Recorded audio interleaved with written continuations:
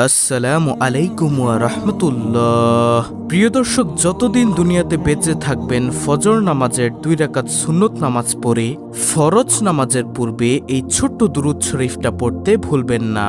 কারণ এই দুরূদ শরীফটা যে ব্যক্তি পড়বে দুনিয়ার সমস্ত অভাব অনটনকে আল্লাহ রাব্বুল আলামিন তার পরিবার সংসার থেকে দূর করে দিবেন। যত টাকা ঋণগ্রস্ত আছে সব পরিশোধ করার ব্যবস্থা করে দিবেন। পরিবারের সংসারে প্রচুর রিজিকের মধ্যে বরকত দিবেন। সুখ শান্তি আল্লাহ রাব্বুল আলামিন তার ঘরের মধ্যে দিয়ে দিবেন। আপনাদের দুঃখ কষ্ট পেরেশানির যন্ত্রণা সব কিছুকে আল্লাহ রাব্বুল আলামিন দূর করে দিবেন ইনশাআল্লাহ এই দুরুদের আমল করার মাধ্যমে। আপনাদের পরিবার সংসারে ইনকামের মধ্যে যে বাধা আছে, যে কালো জাদু আছে, ব্ল্যাক ম্যাজিক কুফরি কালাম করছে আপনাদের শত্রুরা, এই শত্রুদের কুফরি কালাম ব্ল্যাক ম্যাজিক পর্যন্ত কেটে যাবে এই ছোট্ট দুরূদ শরীফের আমলটি করলে ইনশাআল্লাহ। এই ছোট্ট দুরূদ শরীফটি ইমাম শাফি রহমাতুল্লাহি আলাইহি সব সময় পাঠ করতেন। এই ছোট্ট দুরূদ শরীফটি খুবই শক্তিশালী পাওয়ারফুল দুরূদ শরীফ।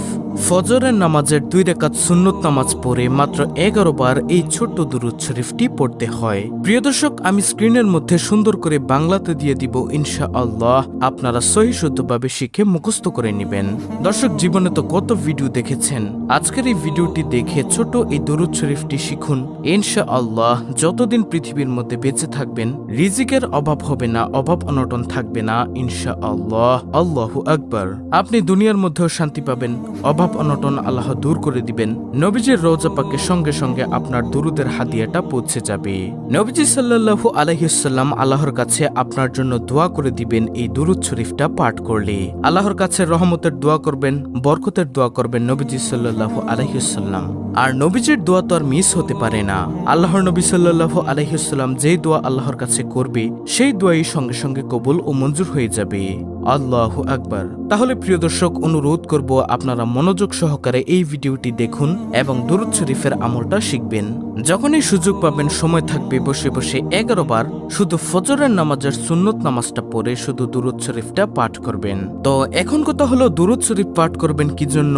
মনের মধ্যে একটা ফজিলত জানতে পারলে পড়ার আগ্রহ জাগবে। তাই প্রিয় দর্শক, ছোট্ট একটি ঘটনা আমি আপনাদেরকে বলবো।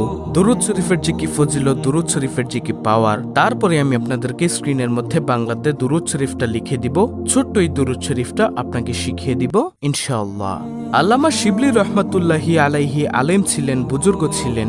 একজন বালক যুবক হজের মধ্যে গিয়ে তিনি সব জায়গার মধ্যে শুধু দুরূদ শরীফ পড়ছেন। হযরত নুমান শিবলি রহমাতুল্লাহি আলাইহি তিনি বলল, হে বালক, তুমি সব জায়গার মধ্যে শুধু দুরূদ শরীফ পড়ছো, হজের মধ্যে তো অন্যান্য দোয়াগুলো আছে, তুমি কি সেই দোয়াগুলো পারো না? সে বালক বলল, হুজুর, আমি সব দোয়া পারি, তারপরও আমি শুধু দুরূদ শরীফ পড়ি। হুজুর বলল, কেন বালক, আমাকে বলো। তখন সেই বালকটি বলল, হুজুর, আপনি তো জামানার সবচেয়ে বড় আলেম এবং ভালো লোক, এর জন্যই আপনার কাছেই বলছি। আমি দুরূদ শরীফের যে পাওয়ার, যে শক্তি দেখেছি, অন্য কোনো কিছুর মধ্যে আমি এত শক্তি, এত পাওয়ার দেখিনি।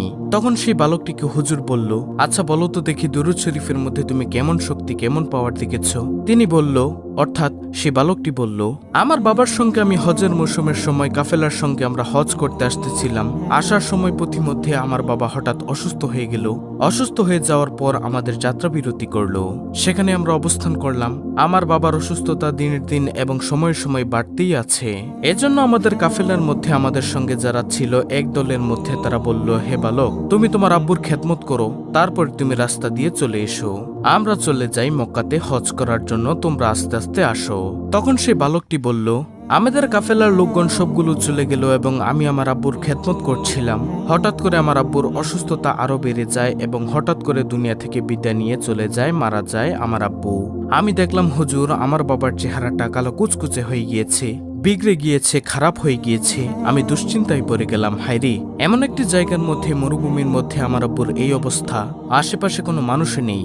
যদি কোনো মানুষ দূর থেকে এসে দেখে আমার আব্বুকে এইভাবে খারাপ চেহারা হয়ে গিয়েছে, বিকৃত চেহারা হয়ে গিয়েছে, কালো হয়ে গিয়েছে চেহারাটা, তখন মানুষ কি মনে করবে? তখন তিনি অর্থাৎ বালকটি কান্না করতে করতে বাবার চেহারার মধ্যে কাপড়টা দিয়ে ঘুরে কান্না করতে করতে সেই জায়গার মধ্যেই মনের অজান্তে ঘুমিয়ে গেছে।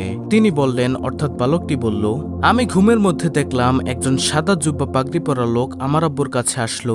আসার পর আমার আব্বুর কাপড়টা মুখ থেকে সরালো। সরানোর পরে আমার আব্বুর বিকৃত চেহারাটা, খারাপ কালো চেহারাটা, তিনি তার মধ্যে হাতটাকে মুছে দিলেন, হাতটাকে বুলিয়ে দিলেন। মুছে দেওয়ার সঙ্গে সঙ্গে আমার আব্বার চেহারাটা নূরে নূরান্বিত হয়ে গেল, সুন্দর হয়ে গেল, চোখ ঝলমল করতেছিল। তখন আমি স্বপ্নের মধ্যেই বললাম, আপনি কে? তিনি চলে যাচ্ছিলেন। আমি পিছনের দিক দিয়ে বললাম, আপনি কে বলে যান, না হয় আমি আপনাকে ছাড়বো না। কারণ এমন কঠিন সময়ের মধ্যে আমরা বিপদের মধ্যে পড়ে গিয়েছি, আর আপনি আসলেন, এসে আমার বাবাকে সাহায্য করলেন। আমার বাবার চেহারাটাকে আপনি সুন্দর করে দিলেন। আপনি কে? আপনার পরিচয় আমি জানতে চাই। তখন তিনি বললেন, অর্থাৎ ওই সাদা জুব্বা পাগড়ি পরা তিনি বললেন, আমি আর কেউই নই, আমি হলাম বিশ্বনবী, আখিরি নবী, নবী মুহাম্মদ সাল্লাল্লাহু আলাইহি ওয়াসাল্লাম। তখন সেই বালকটি স্বপ্নের মধ্যেই বলছেন, আপনি কেন এসেছেন ইয়া রাসূলুল্লাহ সাল্লাল্লাহু আলাইহি ওয়াসাল্লাম? আপনি নিজে চলে এসেছেন কেন? আল্লাহ রাসূল সাল্লাল্লাহু আলাইহি ওয়াসাল্লাম তখন বললেন, তোমার বাবা দৈনিক দিনে 100 বার দুরূদ শরীফ পড়ে, রাতে 100 বার দুরূদ শরীফ পড়ে। আজকের দিনেরটা আমি পেয়েছি, কিন্তু রাতেরটা পাই না। ফেরেশতাদেরকে জিজ্ঞাসা করলাম, ফেরেশতারা তখন বলল, আপনার সেই আশেক, আপনার ভক্ত যে দুরূদ শরীফ পাঠ করে, আপনার সেই উম্মত, সে তো খুব বিপদের মধ্যে আছে। দুনিয়ার মধ্যে ভালো আমল করে না, এজন্য চেহারাটা পাল্টে গিয়েছে, বিগড়ে গিয়েছে, এজন্য রাতের দুরূদটা সে পাঠাতে পারিনি। এটা নবীজিকে ফেরেশতারা বলেছেন। তখন নবীজি বলেন, এজন্য আপনার আব্বু বিপদের মধ্যে পড়ে গিয়েছে, আমলও তেমন ভালো ছিল না, তারপরও দুরূদ শরীফ পড়তে কখনো ভুলেনি, এবং রাতের দুরূদটা সে পাঠাতে পারেনি। তার জন্য আমি রওজা থেকে চলে এসেছি আমার প্রিয়কে, আমার আশেককে উপকার করার জন্য, সাহায্য সহযোগিতা করার জন্য। তারপরে এটা বলে আল্লাহর রাসূল সাল্লাল্লাহু আলাইহি ওয়াসাল্লাম চলে গেলেন। এরপর সেই যুবক বলল যে, হুজুর, এরপর থেকে আমি বুঝতে পারলাম দুরূদের মধ্যে যে কি ফজিলত, কি বরকত। এরপর থেকে আমি দুরূদ শরীফ পাঠ করি। সুবহানাল্লাহ। প্রিয় দর্শক, তাহলে আপনারা বুঝতে পারছেন দুরূদ শরীফের কত ফজিলত। যত বেশি দুরূদ শরীফ পড়তে পারেন আপনি, ততই ফজিলত। দর্শক, সেই দুরূদটি আমি স্ক্রিনের মধ্যে দিয়ে দিচ্ছি। তার আগে নিয়মটি শুনুন। পড়ার নিয়মটি হচ্ছে, ফজরের নামাজের আজান যখন দিবে একটু আগে উঠে যাবেন।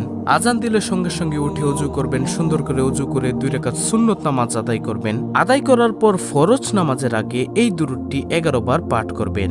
আর সেই ছোট্ট দুরূদ শরীফটি হলো, আল্লাহুম্মা সাল্লি আলা মুহাম্মদ কুল্লামা যাকারহুজ যাকিরুন ওয়া কুল্লামা গাফালা আন যিকরিহিল গাফিলুন। প্রিয় দর্শক, আমি আবার বলছি, ভালো করে শুনুন, স্ক্রিনশট নিয়ে নিন। আল্লাহুম্মা সাল্লি আলা মুহাম্মদ কুল্লামা যাকারহুজ যাকিরুন ওয়া কুল্লামা গাফালা আন যিকরিহিল গাফিলুন। এটি হলো সেই ছোট্ট দুরূদটি। খুবই পাওয়ারফুল একটি দুরূদ। যেভাবে নিয়মটি বলে দিয়েছি আপনারা সেভাবে প্রতিদিন আমলটি করবেন।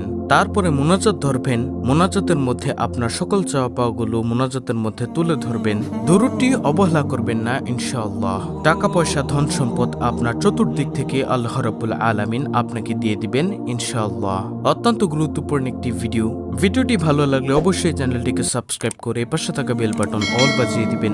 ভিডিওটিতে একটি লাইক দিবেন এবং কমেন্টে আমিন লিখবেন, এবং অন্য মুসলিম ভাই বোনদের কাছে ভিডিওটি শেয়ার করে দিবেন, যেন তারাও দেখে শিখে আমলটি করতে পারে। আল্লাহ রাব্বুল আলামিন আমাদের সকলকে নবীজি সাল্লাল্লাহু আলাইহি ওয়াসাল্লামের উপর দুরূদ শরীফের আমল নিয়মিত করার তৌফিক দান করুন। আমিন।